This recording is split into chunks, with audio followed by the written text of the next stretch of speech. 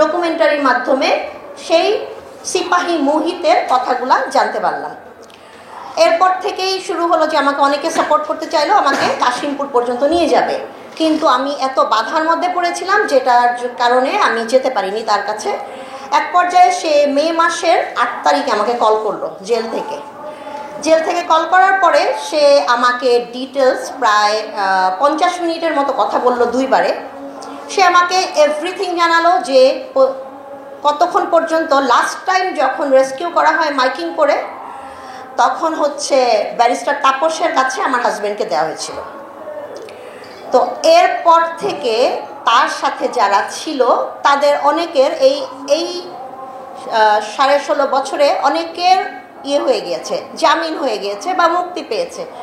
But যতবার সে হচ্ছে আমার হাজব্যান্ডের কথাটা সেই আমলে বলতো বা এখনও, তাকেও সামনে আনা হচ্ছে না, ছাড়া হচ্ছে না।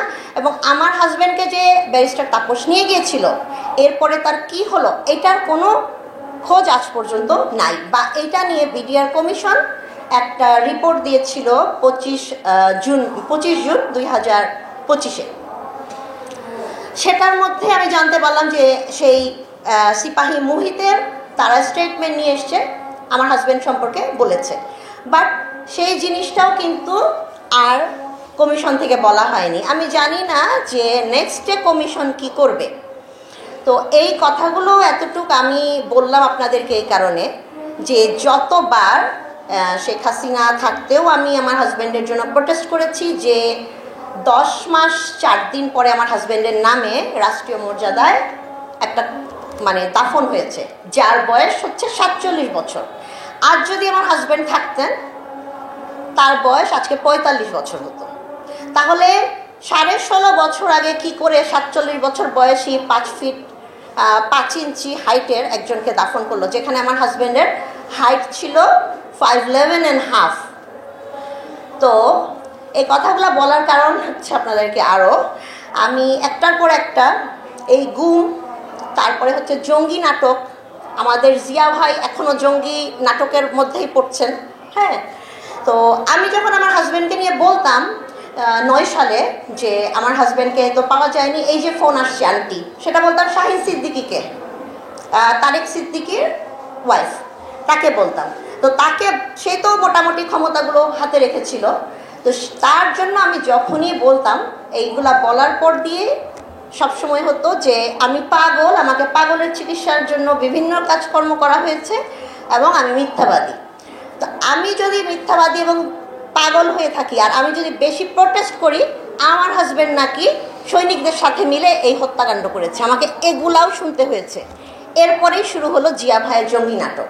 তো সেই দেখেন আপনার 9 সাল 10 সাল থেকে জঙ্গি নাটক, গুম, এগুলো শুরু হয়ে আজকে নভেম্বর মাসের 2 তারিখ 2025, আজকে আমাদের আলেমদেরও গুম হতে হচ্ছে। যখন তখন একজনের পাশে একজন থাকতে গেলেই গুম হতে হচ্ছে। আমি যতগুলো কথা বলেছি 24 সাল থেকে, তখনও দেখা গেছে যে মাত্র 30% টাকায় জমির মালিক হয়ে নতুন বাংলাদেশের গড়ে তোলার স্বপ্ন দেখা বাংলা বসতি, আমাকে একটার পর একটা বিপদে ফেলা হয়।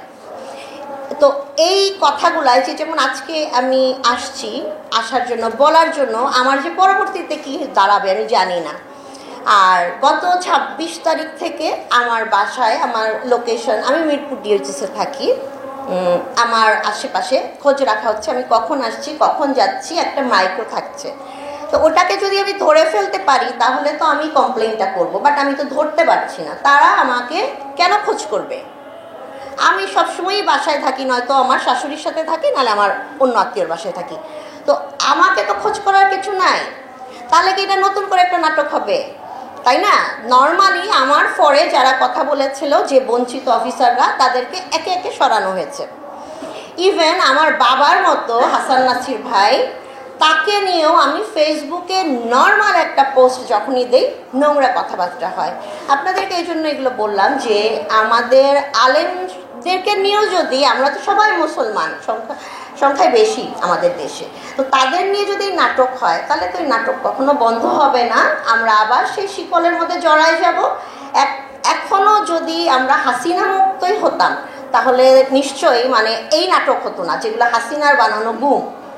তার জন্যই আমার হাজব্যান্ডের কথা বলা পরিচয় থেকেই, যে সেই 9 সাল থেকে কিন্তু গুম, এবং এখন পর্যন্ত আমি তাজুল সাহেবের কাছে যাচ্ছি আর আসছি, আমার কোনো কেস কিন্তু কেউ নিচ্ছে না।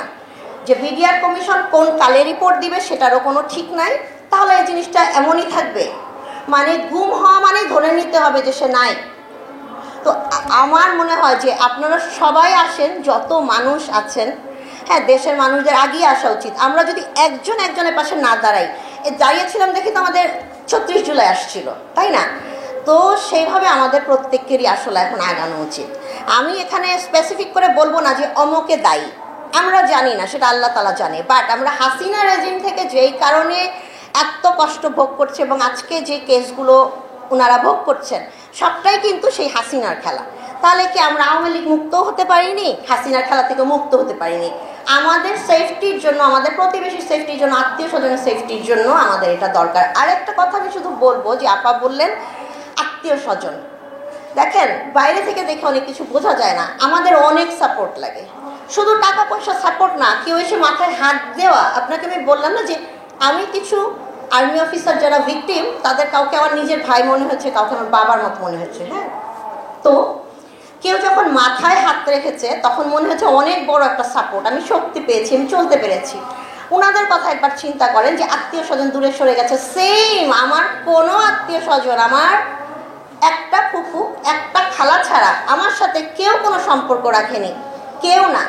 এবং আমার শ্বশুর বাড়িও যাদের ছেলে নাই, তারাও আমাদের থেকে একটা গ্যাপ মেনটেন করে। হ্যাঁ, কোনো অন্য কোনো কিছু না, জাস্ট গ্যাপ মেনটেন করে, ভয় পায়। আমরা গেলে তারা ভয় পায়, আমাদের বাসায় আসতে তারা ভয় পায়।